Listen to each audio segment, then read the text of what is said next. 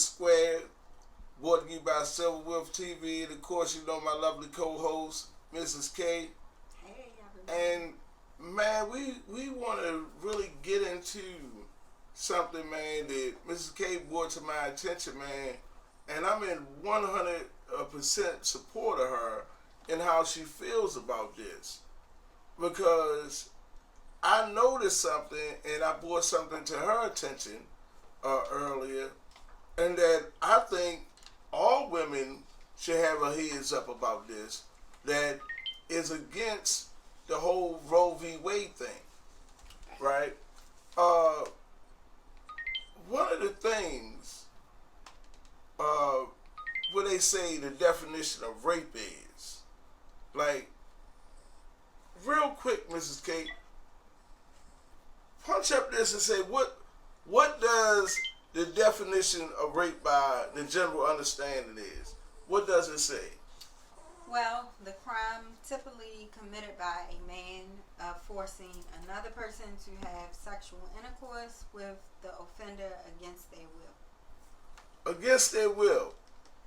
I want ladies to really think about this, and I really want you to provide your comments about this.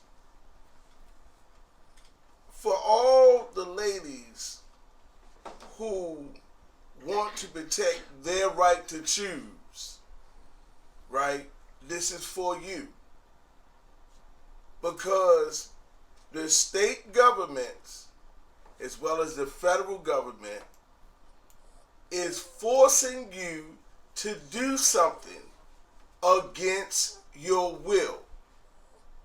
Meaning you have to bear a child, whether it's the child of your rapist, or whether it's a child of a family member, you know, or whether or not this pregnancy could put your life in danger.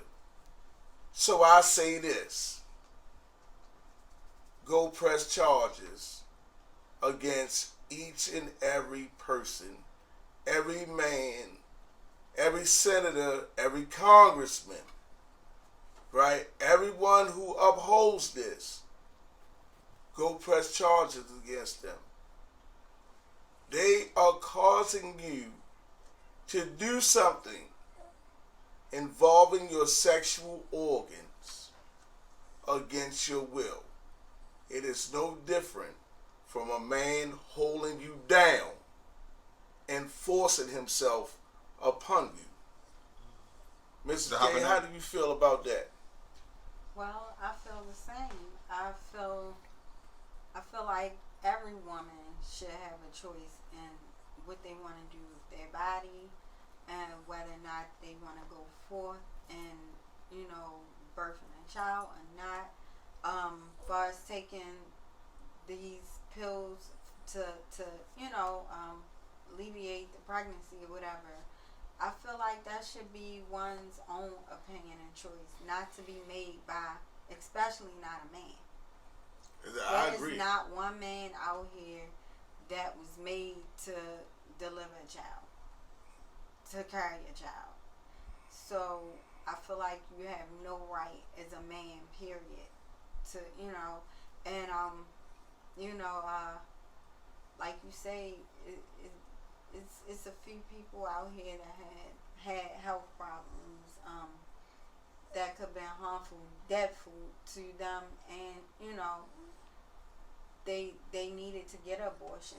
I know of someone who has been raped and didn't want to carry that child and go through that pain, and they shared with me how they would feel if they was to have to go through with having that child, and the child growing up asking who the father was, and it seems dreadful. Well, I can even take you a step further. It's not only dreadful, it has to be an horrific lifestyle, right? An experience for any woman to go through, because of course I'm not a man and I can only imagine, but let's say that this child, especially if it's a male child, turn out to look just like the father. So she has to face her rapist, Mhm. at least the image of him, every day for all of that. Can you imagine the mental and emotional torture? Yeah, and like I said, I know you can because I can only, man, maybe even scratch the surface Mhm. or something like that because I know there had to be tortures for a female, and then I'm looking at it.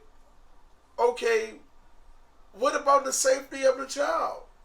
Yeah. Because if you force, if you the court come and order me and say, hey, I want you to take care of this dog. Mhm. You are responsible, and I don't want a dog. I'm not gonna do what I'm supposed to do. Right. Let me hop in there for because Miss K, you seem to have a lot of experience on some knowledge, experience of people going through that. You want to continue expressing yourself on like what's your experience on that again? Well, I have a few friends that has gone through abortions. I know and have a friend that has been raped and has had had to get well, not had to, but chose to get abortion because of her sharing So how she felt. I don't mean to cut you off again. So with that being said, so how you feel about them forcing you to make you saying you can't get an abortion, you got to have a baby regardless. I would feel. I would feel upset. I mean, them making it so. I feel like they're wrong, and I feel like it pissed me off to a degree because any one of us females, it can happen to. Do you feel raped? Yes, we are raped. I agree. At that very moment, they made the choice to go forth and saying that we could not have abortions if, period. It's not that I would ever want to or, that I feel like, this is something that should be done. Oh, I'm going to go lay down and do this. And then if I get pregnant, I'm going to go get abortion. To each his own. But no, I'm not a fan of abortion, but I don't feel like it's okay to take not one woman rights away. But see, And this then is one more question before you get back to that. 'Cause I know you stated something about suing the government, the senator. So back to the local. We're talking about the local government, right? no. I'm talking about local and federal. Yeah. And I didn't say sue them. I say charge them because if I deprive a woman of her right to choose what she wants to do with her sexual organs, and she go to the authorities about this, they would charge me with the crime of rape, right? Because this is a premeditated act, they would charge me with first degree rape, right? Meaning that if I'm convicted, I can serve up to and receive up to the sentence of life, which most likely that will be the sentence, life. So people have to stop, saying do as I say, but not as I am, this and that, because it goes as far as also a sense of slavery, and women should be highly offended about that because the last time that I can recall, and somebody correct me if I'm wrong, that another human had a say so over another human and what they could or couldn't do with themselves. Mm-hmm. It was slavery, and it was during a time in when what people now know as African Americans, Mm-hmm. right, when they was enslaved. It is the same thing. People have to stop trying to pretend something isn't what it really is. And I quote our beloved President Barack Obama, if you put lipstick on a pig, at the end of the day, it's still a pig. Yeah. This is rape. what has happened to women. It is rape. It is also slavery of womankind. It's no difference. You can put a cummerbund on it and put it in a tuxedo and you can put it in a nice nightgown or not a nightgown or dress them up however you want to. But it still is what it is. Yeah. And people have to start looking at that like that. Because no human, unless, and this is going in accordance to our United States Constitution, unless every woman in the United States are now incarcerated, don't have a right to tell you what to do. Because under the 13th Amendment, if you committed a crime, then I can force you to work, I can tell you what to do, this and that. Because under the 13th Amendment, because of your crime, you have reduced your citizenhood to a slave. So now they can force you to do these things. So unless women in America have all been incarcerated, let me check, Risha. I see when you come in here, I ain't see no ankle bracelet. You ain't got no ankle bracelet on, dude. No. Okay, you got no ankle bracelet on, then nobody has the right to tell you what to do with your body. Right. And women, and I'm surprised, and this is no criticism of mine towards women, because I know things like, Easter Sunday and Mother's Day and all that is coming up, and I don't want to be offensive to anyone. However, I'm surprised that more female attorneys hadn't jumped on this. Well, they may have, and we may not know about it. Maybe I'm hoping so. Behind the scene they may have, but I haven't seen too much of it in the news. But I know there's a lot of women out there that feel the same way. Right, that's what I say. Like, female attorneys had to bring this kind of thing to the forefront. Because, okay, of our understanding of the law is what govern our societies. It what separates a peaceful society from anarchy. So, okay, in these situations, then we had to start calling for what it is. Right. And people ain't getting like, let's take a look at this. Yeah. And what they saying about this.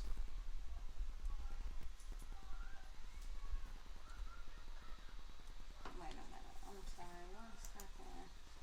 What's going on with our volume here? Oh, there it is. Okay.